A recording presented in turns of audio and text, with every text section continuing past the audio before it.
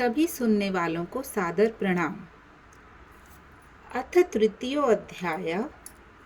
नारायणं नमस्कृत्य नरं चैव नरोत्तमं देवीं सरस्वतीं व्यासं ततो जयमुदीरयेत।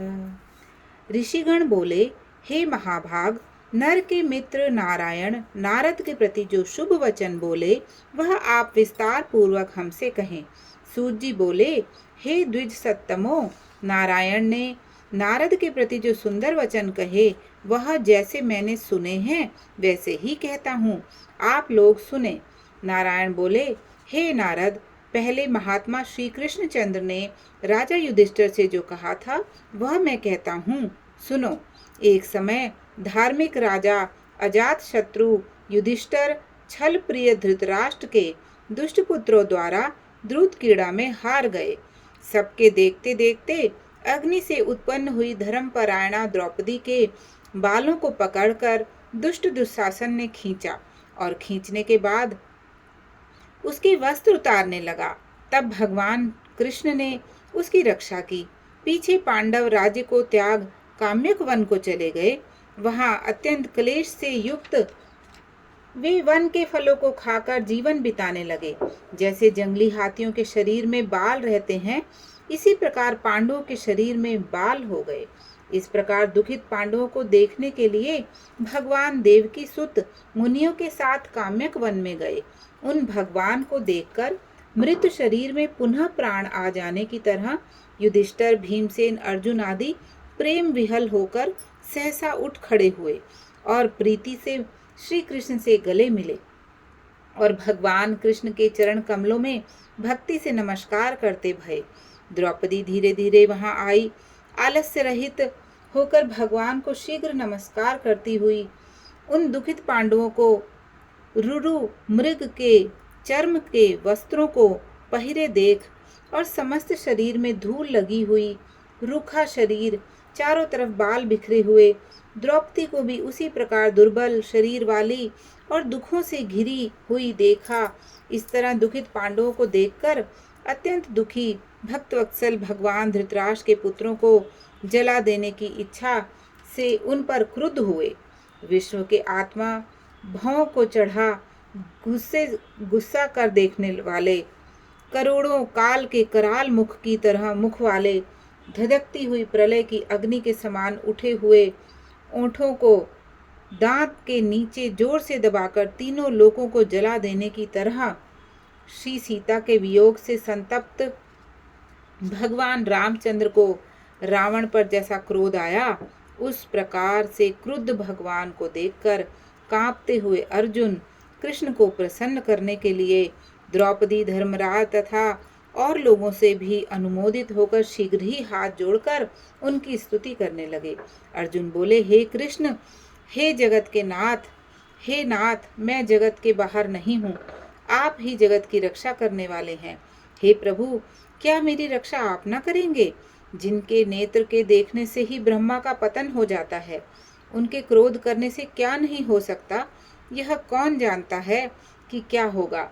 हे संहार करने वाले, क्रोध का संहार कीजिए। हे तात, हे तात, हे जगतपते, आप ऐसे महापुरुषों के क्रोध से संसार का प्रलय हो जाता है। संपूर्ण तत्व को जानने वाले, सर्व वस्तुओं के कारण वेद और वेदांग के बीज आप साक्षात श्री कृष्ण हैं। मैं आपकी वंदना करता हूँ। आप ईश्वर हैं। इस चराचरमक संसार को आपने उत्पन्न किया है। सर्व मंगल के मांगल्य हैं और सनातन के बीज रूप हैं। इसलिए एक के अपराध से अपने बनाए समस्त विश्व का आप नाश कैसे करेंगे? कौन भला ऐसा होगा जो मच्छरों के जलाने के लिए अपने घर को जला दे?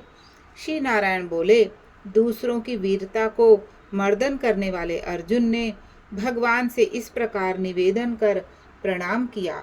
सूत जी बोले, श्री कृष्ण ने अपने क्रोध को शांत किया और स्वयं भी चंद्रमा की तरह शांत हो गए। इस प्रकार भगवान को शांत देखकर पांडव स्वस्थ होते भये। प्रेम से प्रसन्न मुख एवं प्रेम विहल हुए सबों ने भगवान को प्रणाम किया और जंगली कंद मूल फल आदि से उनकी पूजा की। नारायण बोले, तब शरण में जाने योग्य भक्तों के ऊपर कृपा करने वाले श्री कृष्ण को प्रसन्न जान विशेष प्रेम से भरे हुए नम्र अर्जुन ने बारंबार नमस्कार किया और जो प्रश्न आपने हमें किया है वही प्रश्न उन्होंने श्री कृष्ण से किया।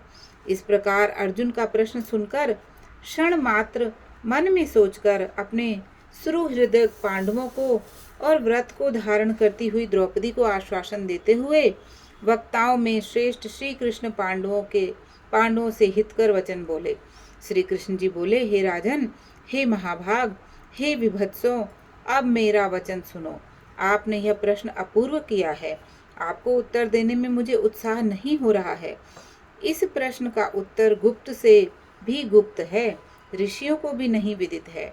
फिर भी हे अर्जुन, मित्र के नाते अथवा तुम हमारे भक्त हो, इस कारण से हम कहते हैं, हे सुवृत, वह जो उत्तर है वह अति उग्र है, अतः क्रम से सुनो। चैत्र आदि जो 12 मास निमेष महीने के दोनों पक्ष, घड़ियां, प्रहर, त्रिप्रहर, 6 ऋतुएं, मुहूर्त, दक्षिणायन और उत्तरायण, वर्ष, चारों युग, इसी प्रकार परार्ध तक जो काल है, यह सब, और नदी, समुद्र, कुएं, बावलियां, गढ़ियां, सोते, लता, औषधियां, वृक्ष, बांस आदि पेड़, वन की औषधियां, नगर, गांव, पर्वत, पुरियां, ये सब मूर्ति वाले हैं और अपने गुणों से पूजे जाते हैं। इनमें ऐसा कोई अपूर्व व्यक्ति नहीं है जो अपने अधिष्ठान देवता के बिना रहता हो। अपने अपने अधिकार में पूजे जाने वाले ये सभी फल को देने वाले हैं। अपने अपने अधिष्ठात देवता के योग के महात्म से ये सब सौभाग्यवान हैं। हे पांडुनंदन, एक सम अधिक मास उत्पन्न हुआ। उस उत्पन्न हुए असहाय निंदित मास को सब लोग बोले कि यह मलमास सूर्य की संक्रांति से रहित है, अतः पूजने योग्य नहीं है।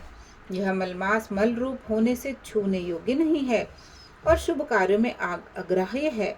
इस प्रकार के वचनों को लोगों के मुख से सुनकर यह मास निरुद्योग, प्रभाव रहित, दुख से घिरा हुआ, अति खिन्नमय, चिंता से ही ग्रस्त मन होकर व्यथित हृदय से मरणासन्न की तरह हो गया।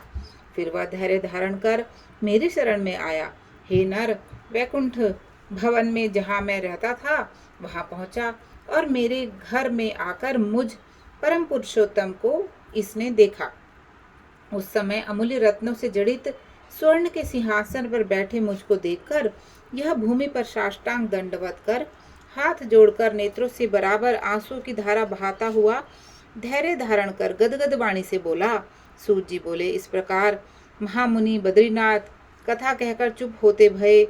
इस प्रकार नारायण के मुख से कथा सुन भक्तों के ऊपर दया करने वाले नारद मुनि पुनः बोले। नारद बोले, इस प्रकार अपनी पूर्ण कला से विराजमान भगवान विष्णु के निर्मल भवन में जाकर भक्ति द्वारा मिलने वाले, जगत के पापों को दूर करने वाले, योगियों को भी शीघ्र न मिलने वाले, जगत को अभयदान देने वाले ब्रह्म रूप मुकुंद जहाँ पर थे उनके चरण कमलों की शरण में आया हुआ अधिक मास क्या बोला। इति श्री बृहदारतीय पुराणे पुरुषोत्तम मासा अधिक मास वैकुंठ प्रापणम नाम तृतीयो अध्याय। श्रीमन्नारायण नारायण नारायण, भजमन नारायण नारायण नारायण। बोलिए श्री नारायण भगवान की जय।